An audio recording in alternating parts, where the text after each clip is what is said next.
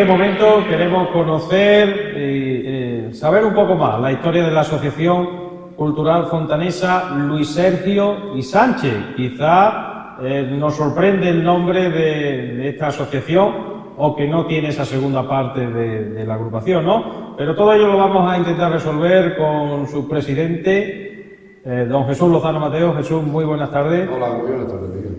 Es cierto, ¿no? Es cierto, pero la cosa es anecdótica también. Porque cuando yo intenté legalizar la asociación, tengo el problema de ponerle siempre Cultural Fontanesa. Y resulta que aquí había asociaciones que tenían los de Fontanesa. Y entonces me dijeron que tenía que ponerle algo que le hiciera distinto al resto de las asociaciones o que no se confundieran. Y entonces se me ocurrió este personaje que yo lo había leído su biografía hace poco, Luis Sergio Sánchez. Yo no me acordaba del otro apellido, porque en realidad no era y Sánchez, sino Luis Sergio Sánchez y González del Mármol. Este hombre nació en Fuente del Maestre y luego llegó a ser literato que vivía en Cáceres. Su padre precisamente había sido profesor de gramática en este lugar donde nos encontramos, que era un colegio de jesuitas. Pero después, con los problemas que tuvo la orden de los jesuitas, que prácticamente fueron expulsados, esto se quedó como propiedad pública.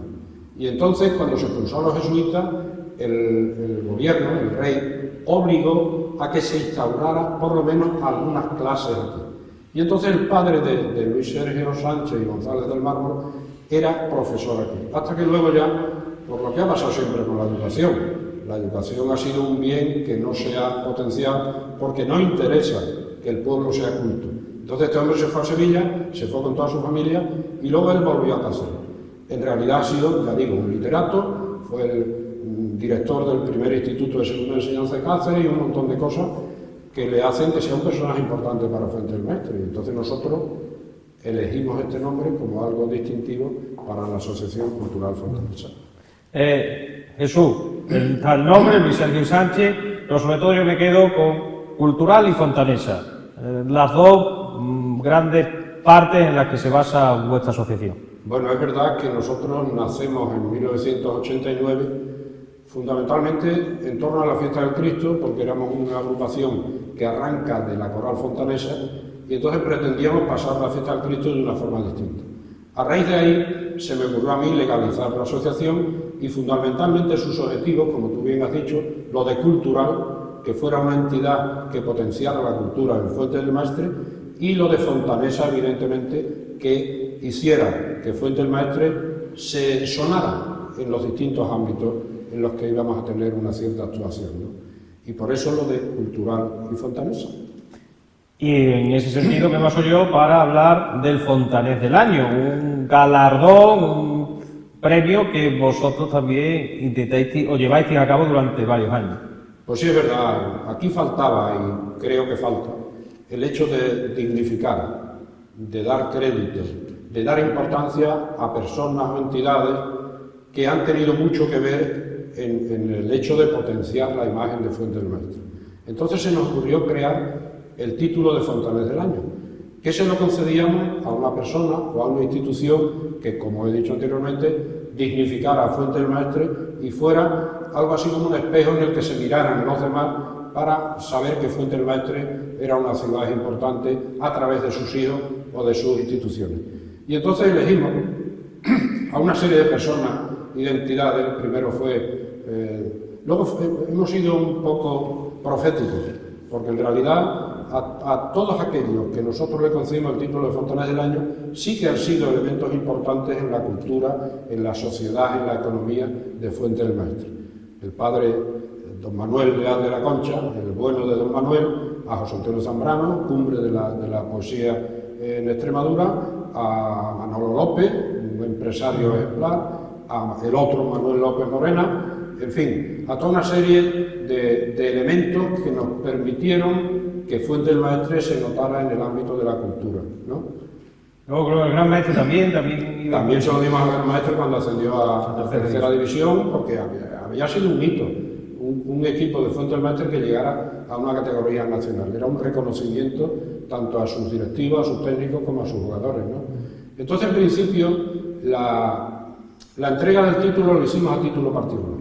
Pero hubo gente sensata que se quejaba y que decía que por qué Fuente del Maestre no podía también disfrutar de ese evento en el que se elegía a la persona o entidad como fontanés del año, ¿no? Y entonces lo hicimos ya abierto a todo el mundo.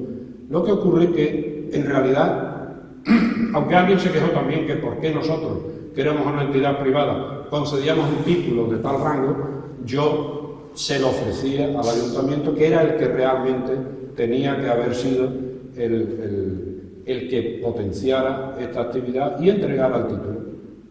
No se me hizo caso y ahí están las cosas. Pero al menos lo pasáis bien y habéis disfrutado y habéis hecho de todo en la asociación. Hemos hecho de todo, o de casi todo, como se dice, porque en realidad pues, hemos intentado, por ejemplo, en el tema del carnaval, potenciar lo que era el carnaval. Y con otra serie de grupos que participaron, creo que fueron unos carnavales realmente históricos, porque aquello fue una auténtica revolución en el tema de los carnavales, ¿no? Se ha dicho siempre, en ocasiones somos un poco chauvinistas cuando hablamos de nuestro pueblo por eso de que es nuestro, o de nuestra familia, o de nuestros amigos, elevándolos a la categoría de excesivamente importantes. Los carnavales en Fuente del Maestre no han sido nunca han tenido importancia. Fundamentalmente porque la fiesta del carnaval es fiesta de pobres, es fiesta del pueblo.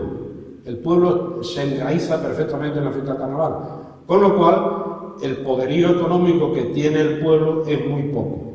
Por tanto, aquí no podemos decir que ha habido grandes charangas ni comparsas con trajes pues, vistosos ni nada de eso, no. Aquí la gente en carnaval, según yo tengo analizado en la historia de los carnavales de Fuente del Maestre, lo que era que pues, se vestían con 4 trapos, con una manta, y lo que hacía era cantar canciones o cosas en las que sí que tenían lo que era la musa popular, sí que la ha tenido Fuente del Maestre siempre, y entonces lo que se hacía era recorrer las tabernas del pueblo, provocar un poco la hilaridad entre aquellos y les invitaban alguna que otra cosa.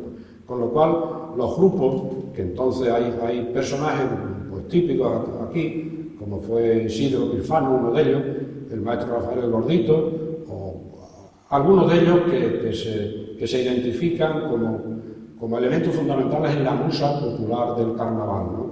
Pero en realidad los carnavales arrancaron después de los carnavales de la transición, cuando ya había un cierto poder económico en el que uno se podía hacer algún traje más o menos vistoso que de alguna manera distinguía lo que era el quehacer diario de lo que era la fiesta del carnaval. Bueno, eso, pues muchas gracias por ilustrarnos y por contarnos la historia de vuestra asociación. Pues muy bien, muchas gracias a Miguel y al equipo de Local Film, que siempre se empeña en potenciar todos los fontaners como uno de sus objetivos esenciales.